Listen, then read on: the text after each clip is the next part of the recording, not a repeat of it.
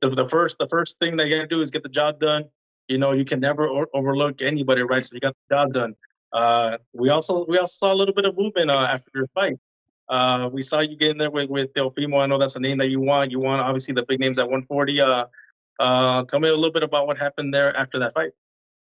Oh man, it's just bunch of just like I explained, to a lot of people, it's just a lot of built-in frustration. You know what I mean? And a lot of it's like 10 years of just being quiet. You know what I mean? Especially the last like four.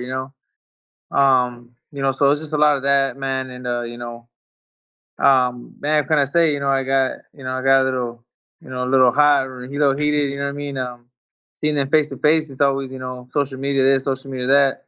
So when you see them in person, it's kind of like it's personal. So it was just, man, overall, man, it was a great weekend. Important thing is, like I said, we got the win. We came out, no injuries. We're not gonna have no setbacks. So we're excited. We've been back in the gym already for 2 weeks. Yeah, Ready to go. Arnold, I've never seen you so hyped after a fight. Obviously, the post-fight press conference, you had a lot to say, and you went damn near at everybody in that building. You ran into Rollies.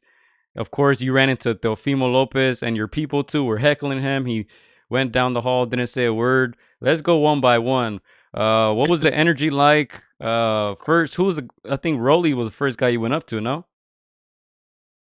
My I don't remember. I think it was maybe Teal's dad first, Okay. and then I think it was like, and then it was Rolly. Um, you know, Rolly. It's hard for me to take him serious. I mean, he's a funny dude.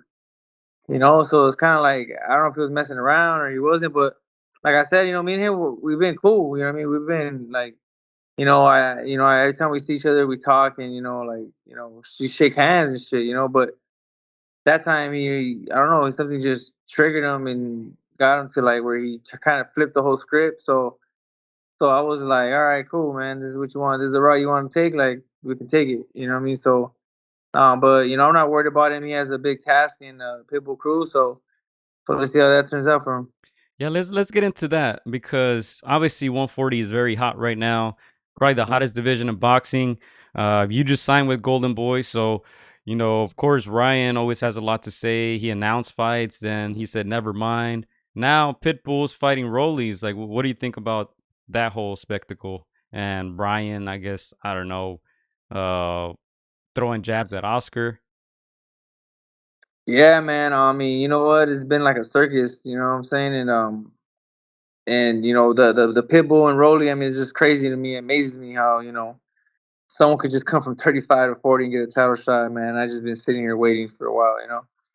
It's kind of funny to me, but you know, it's boxing. You know what I mean? Promoters are gonna do what they want. You know what I mean? Sanctioning bodies are gonna do what they want. But hey, you know what?